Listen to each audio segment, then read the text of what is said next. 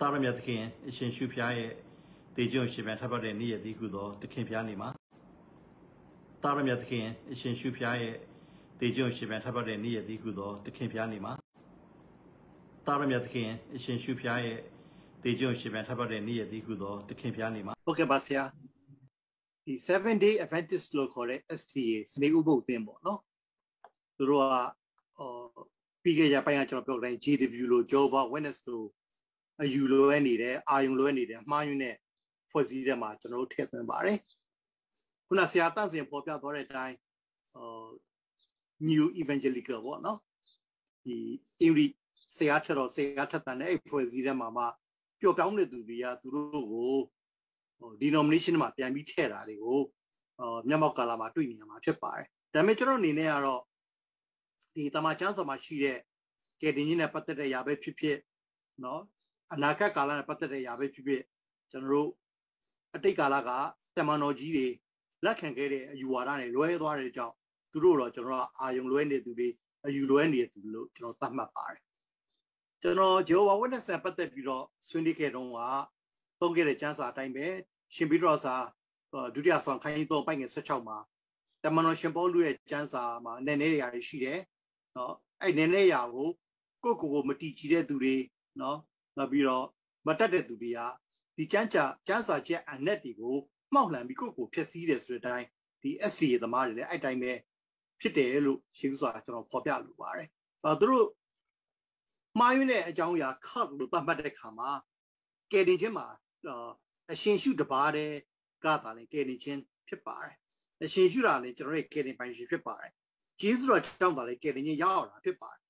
သူတို့ကတော့အဲ့တိုင်းပဲပြောတယ်ဂျေဇုတော်ကြောင့်ကယ်တင်ရောက်တယ်လို့ပြောတယ်ခုနဆရာရှေကေပြောတဲ့အတိုင်းပေါ့ခရစ်တော်ရဲ့ထမြောက်ခြင်းခရစ်တော်ရဲ့အသွေးတော်အပြင်ကျွန်တော်ဖြတ်မှရောက်တယ်သူလည်းအဲ့တိုင်းပဲပြောတယ်ဒါပေမဲ့သူတို့မှာထပ်ပြီးတော့ပေါင်းလာတာရှိတယ်အဲ့ဒီခံစားရတဲ့ထာဝရသက်ကိုစနေဥပုသ်ဆောင်ခြင်းအပြင်ဆက်လက်ပြီးထိန်းသိမ်းကာဝယ်ဆောက်ရှောက်ရမယ်ပြည့်ညတ်တရားကိုဆောက်ရှောက်ခြင်းအပြင်ဆက်လက်ပြီးထိန်းသိမ်းရမယ်ဆိုတဲ့ဒါထပ်ထည့်နေတာဖြစ်ပါတယ်ဒီနေ့အပြင် cross ဆိုတဲ့ဖွဲ့စည်းကိုကျွန်တော်ဘယ်လိုသတ်မှတ်လို့ရစရင်ခရစ်တော်အပေါင်း something ပြောလိုက်ခရစ်တော်အပေါင်းဒီစုံတစ်ခုပေါ့ခရစ်တော်ဘာတဲ့နဲ့မဟုတ်ဘူးကျန်တဲ့ဟာပါလိုတယ်လို့ပြောလိုက်ရင်ဒါကတော့ဘာဆို cup လို့ကျွန်တော်ပြောလို့ရမှာဖြစ်ပါတယ်သူတို့ခုနပြောတဲ့အတိုင်းဟလာAD 320မှာတဲ့အဲ့ချိန်မှာရှိတဲ့Roman Catholic သင်းတော်ပေါ့နော်ဒီပုပ်ယဟန်မင်းကဘာလုပ်လိုက်လဲဆိုရင်စနေနေ့ကိုးကွယ်နေတဲ့အချိန်ကနေပြီးတော့တင်းလင်းကိုရွှေ့လိုက်လို့ပြောပါတယ်ဒါတော့သမိုင်းကြောင်းနဲ့ပြောတာကျွန်တော်တို့ကျမ်းစာပုံမှာအခြေခံပြောပါမယ်ကျွန်တော်တို့သမတိကာလယုံကြည်သူတွေဟာတမန်ကျမ်းစာအရစနေနေ့မှာကိုးကွယ်တဲ့သူတွေမဟုတ်ပါဘူးသခင်ရှုပြတည်ခြင်းရှင်မြန်ထမြောက်တဲ့နေသည်ဟုသောသခင်ပြားနေ့တင်းလင်းကိုမှာကိုးကွယ်ကြတဲ့သူတွေဖြစ်ပါတယ်ဘာကြောင့်လဲနော်ကောရိန္သုစာပထမစာဆောင်ခန်းကြီး16အပိုက်ငယ်1နဲ့2ကိုကြည့်ရင်ကျွန်တော်လှူဒန်းဆရာစုထားခြင်းအကြောင်းရှိစေခြင်းက9ရက်တွင်ပထမနေ့ကိုပြောတော့ယုံကြည်သူခရိယန်တွေပေးကမ်းတဲ့နေ့ဟာအလှငွေပါဝင်တဲ့နေ့က9ရက်မှာပထမနေ့ကိုပြောတဲ့သခင်ဖျားနေ့ဖြစ်တဲ့ဆိုတာကိုတွေ့ရမှာဖြစ်ပါတယ်နောက်ကျမ်းစာကဘာတွေ့ရလဲဆိုလို့ရှိရင်တမန်တော်ဝတ္ထုခန်းကြီး20အပိုက်ငယ်9မှာ9ရက်တွင်ပထမနေ့၌မုတ်ဖဲ့တယ်ဒီခေတ်ဆိုရင်ကျွန်တော်ကပွဲတော်မင်္ဂလာစားတယ်ပေါ့နော်ပွဲတော်မင်္ဂလာစားနေရလေ9ရက်မှာပထမနေ့ဖြစ်ပါတယ်နောက်ရှင်ရှုပြလဲတေကျင့်ရှင်မထမြောက်ပြီးတဲ့နောက်ထမြောက်ပြီးတဲ့နေ့မှာပဲရှင်ယောခရစ်ဝင်ခန်းကြီး20အပိုက်ငယ်19မှာတပည့်တော်တွေရှီကိုလာပြီးတော့တွေ့ခဲ့တယ်အဲ့ချိန်မှာသောမတ်မပါဘူးယောဟန်ခန်းကြီး20အပိုက်ငယ်26မှာတော့သောမတ်ပါတယ်ရှင်ရှုပြနှစ်ချိန်တစ်ခါသခင်ဖျားနေ့ဒီဟူသောတေကျင့်ရှင်မထမြောက်နေမှာတပည့်တော်တွေကိုလာတွေ့တယ်ဆိုတာကိုကျမ်းစာရတွေ့ရပါတယ်နောက်ဒါကြောင့်ဒီကနေပြီးမှယောမတော်ဆိုရှင်ပေါလုရဲ့တုန်ချက်ကယောမခန်းကြီး14ပိုက်96ဖတ်မယ်ဆိုလို့ရှိရင်နေ့ရဲ့ဆောင်ခြင်းနဲ့ပတ်သက်ပြီးဘလို့လဲမင်းတို့သူများကနေပြီးတော့မစစ်ကြောစီနဲ့ဆိုတော့ကလောသဲအခန်းကြီး2အပိုက်ငယ်16အပိုက်ငယ်19မှာလည်းလို့ဖော်ပြခဲ့တာတွေ့ရမှာဖြစ်ပါတယ်ဒါအဲ့ကျမ်းစာတွေပတ်မယ်ဆိုရင်စနေဥပုသ်သင်းဟာခုနကျွန်တော်ပြောတဲ့အတိုင်းခရစ်တော်အပြင်ထာဝရသက်ပေးတယ်ဒါတော့သူတို့လက်ခံကြတယ်အဲ့ထာဝရသက်ကို maintain ပေါ့ဆက်လက်ပြီးတော့ရရှိခံစားသွားဖို့အတွက်ကိုယ့်ဘက်ကပြည့်ညတ်တော်ဆောက်ရှောက်မယ်ဥပုံဆောက်အောင်မယ်ခုနဆရာတန်စီပြောတဲ့အတိုင်းdietary law တွေပေါ့လေဒီမစားရဆိုတဲ့သားတွေမစားရဘူးเนาะသူတို့မှာဘာရှိလဲဆိုရင်လက်ဖေးလည်းမတော့ရအောင် coffee လည်းမတော့ရဘူး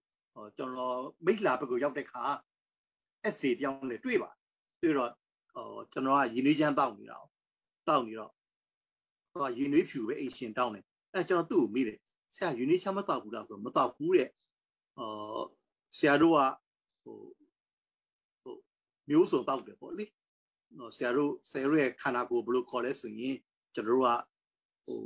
municipal bike လို့ခေါ်တယ် municipal ဆိုတော့နော်ကျွန်တော်အမိုက်တွေအပုပ်တိုးတွေပေါ့လေကျွန်တော်ကသားလဲစားတယ်ငခုလဲစားတယ်ငကြီးလဲစားတယ်စသဖြင့်ပေါ့နော်ဒါကပြညတ်တရားမစားရတာဆရာတို့က bike က municipal bike စီပင်သာ bike လို့ကျွန်တော်ခေါ်တယ်ကျွန်တော်တို့ကတော့တဲ့သူအဲ့တော့ကျွန်တော်တို့က lime juice ဆိုတာအဲ့ချိန်မှာနာမည်ကြီးတဲ့drink တစ်ခုဖြစ်တာနော်တောက်သုံးဖြိုရည်တစ်ခုဖြစ်တာကျွန်တော်ကတော့တဲ့lime မပူလို့ခေါ်တယ် lime မပူဆိုတာသိရနော်ရေနွေးဆိုရေနွေးအဖြူပဲဘာ lime မှမပူပေါ့ဆရာတို့ coffee လဲတောက်တယ်ဒါလူကိုရေမူးစေတဲ့ຢာဘာညာပေါ့အဲ့လိုပြောနေ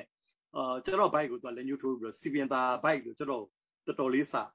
နောက်ပိုင်းတွေ့ရင်လဲအတိုင်မစားတယ်ဘယ်လိုလဲစီပင်သာ bike စားနေတော့မဲလားအဲ့လိုပြောတယ်ဆိုလိုတာ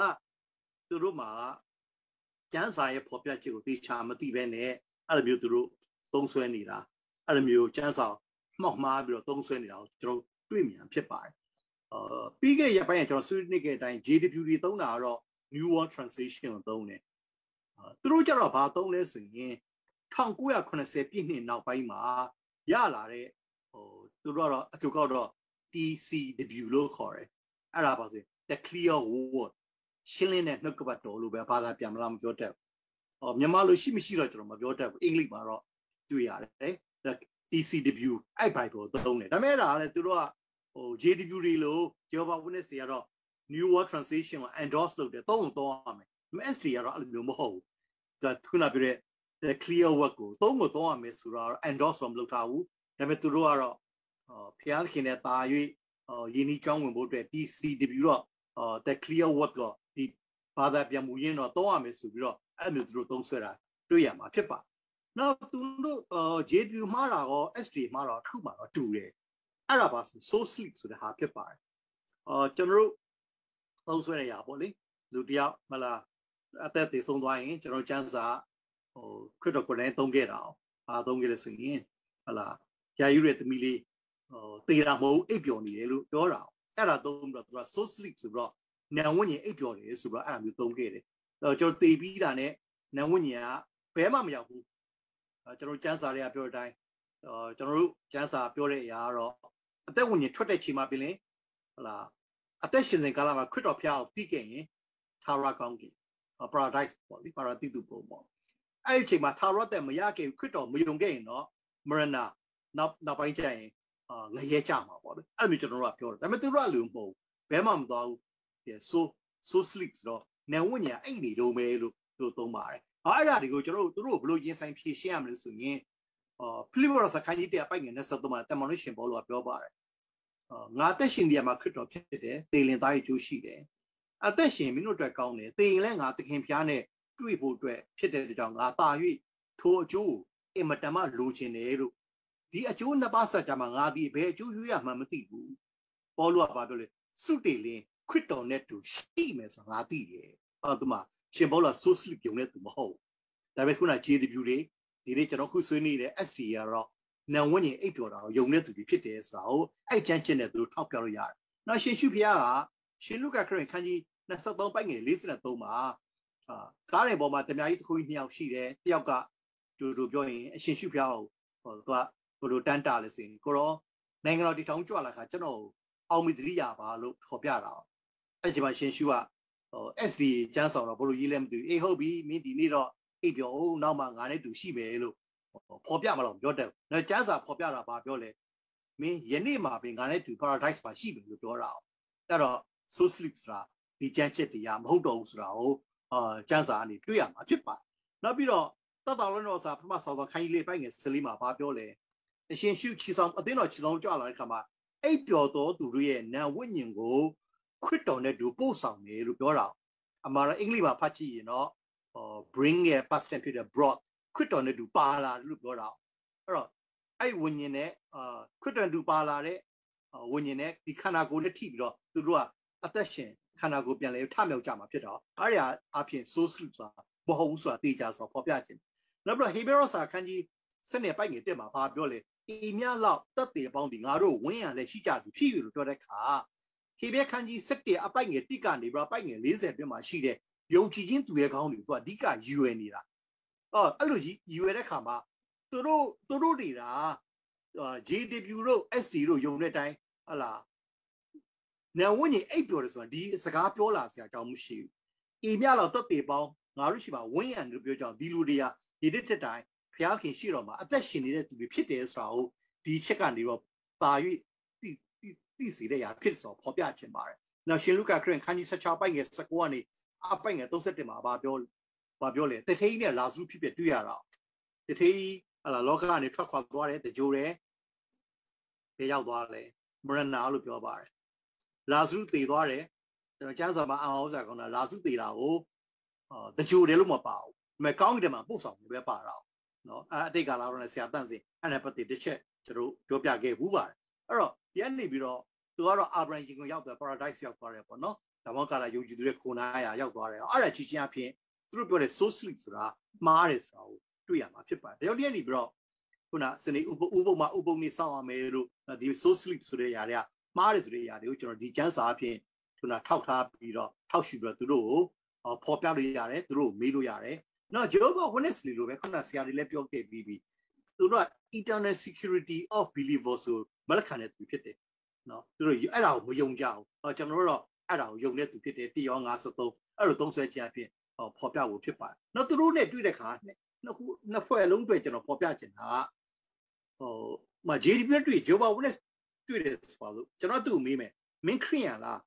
Are you Christian လို့ကျွန်တော်မေးမယ်တော့ဘာဖြစ်လဲသိလား Yes I am Christian လို့သူတို့ဘယ်တော့မှမဖြေဘူးသူတို့ဘာဖြစ်လဲ No I am Jehovah Witness လို့ပြောပါတယ်တော့အဲ့ဒီမှာတော့သိကြတယ်သူတို့ခရစ်ယာန်မဟုတ်ဘူးခရစ်ယာန်ခုနဆရာတန့်စီပြောတဲ့အတိုင်း denomination မှာထည့်ဖို့တော့မလိုတဲ့သူတွေဖြစ်တယ်ပါအောင်မပါဘူးအဲ့လိုပဲ Seventh-day Adventist ကိုကျွန်တော်မေးမယ် Are you Christian လို့မေးရင်ဘာပြောမသိလား No ဘာဖြစ်လဲသိလား I am Adventist လို့ဖြေလား I am an Adventist ငါစနေဥပုပ်ယုံကြည်တဲ့သူပေါ့ဗျာအဲ့လိုမျိုးသူကပြောတယ်သူတို့ကခရစ်ယာန်မဟုတ်ဘူးကျွန်တော်ဒီအနားထောင်တဲ့ခရစ်ယာန်ယုံကြည်သူတွေကသူတို့ခရစ်ယာန်မဟုတ်ဘူးဆိုတာကိုအဲ့ချက်တွေအပြင်ထောက်ထားရတော့တခွန်းလေးပဲမေးလိုက်ပါယောဝါတသိခံလိုက်ခင်ဗျာညီကိုခရစ်ယာန်လားလို့မေးပါ SD လာခဲ့လဲခင်ဗျာခရစ်ယာန်လားလို့မေးပါအဲ့ဆိုသူတို့ဖြေတဲ့အပေါ်မှာမူတည်ပြီးတော့I am Jehovah Witness ဒါဆိုတော့ကျွန်တော်ခရစ်ယာန်နဲ့ပဲစကားပြောတယ်လို့စစ်ပြောပြလိုက်ပါ I'm an Adventist လို့ပြောလဲကျွန်တော်ခရစ်ယာန်နဲ့ပဲပြောတယ်လို့ပဲပြောလိုက်ပါအဲ့လိုနေရာဖြင့်သူတို့ကိုစိုင်ပြန်တွန်းလှန်ရတယ်ဆိုတဲ့အကြောင်းကိုကျွန်တော်နှိမ့်ချုပ်ပြီးတော့ဖော်ပြလိုပါတယ်လို့ဟုတ်ပါပြီကျွန်တော်ဆွေးနွေးခြင်းတဲ့အကြောင်းကဒီလောက်ပဲဖြစ်ပါတယ်ဆရာစောထွန်းတို့ရေဒီနေ့ကျွန်တော်ဆွေးနွေးရတဲ့အားလုံးကိုအဆုံးသတ်လေးညီကုန်းချုပ်ဖို့အတွက်ဆရာကိုဖိတ်ခေါ်လိုပါတယ် I have repeatedly offered $1,000 to anyone who can prove to me from the Bible alone that I am bound to keep Sunday holy. There is no such law in the Bible. It is a law of the Holy Catholic Church alone. The Bible says, remember the Sabbath day to keep it holy. The Catholic Church says, no, by my divine power I abolish the Sabbath day and command you to keep holy the first day of the week. And lo, the entire civilized world bows down in a reverent obedience to the command of the Holy Catholic Church. T. Enright, CSSR, in a lecture at Hartford, Kansas, February 18th, 1884.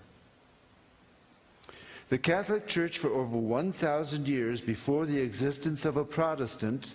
by virtue of her divine mission, changed the day from Saturday to Sunday. The Catholic Mirror, September 23rd, 1893. Question: which is the Sabbath day? Answer: Saturday is the Sabbath day. Question: why do we observe Sunday instead of Saturday? Answer: we observe Sunday instead of Saturday because the Catholic Church in the Council of Laodicea, AD 336, transferred the solemnity from Saturday to Sunday. Peter Geierman, The Convert's Catechism of Catholic Doctrine, 2nd edition, 1910, page 50. Question: have you any other way of proving that the Church has power to institute festivals of precept? Answer: had she not such power, she could not have done that in which all modern religionists agree with her. She could not have substituted the observance of Sunday, the first day of the week, for the observance of Saturday, the seventh day, a change for which there is no scriptural authority. Stephen Keenan, A Doctrinal Catechism, page 174. There is but one church on the face of the earth which has the power, or claims power, to make laws binding on the conscience, binding before God, binding under penalty of hellfire. For instance, the institution of Sunday. What right has any other church to keep this day? You answer by virtue of the third commandment. The papacy changed the fourth commandment and called it the third, which says, remember that thou keep holy the Sabbath day. But Sunday is not the Sabbath. Any schoolboy knows that. Sunday is the first day of the week. I have repeatedly offered $1,000 to anyone who will prove by the Bible alone that Sunday is the day we are bound to keep, and no one has called for the money. It was the Holy Catholic Church that changed the day of rest from Saturday, the seventh day, to Sunday, the first day of the week. T. Enright, CSSR, in a lecture delivered in 1893.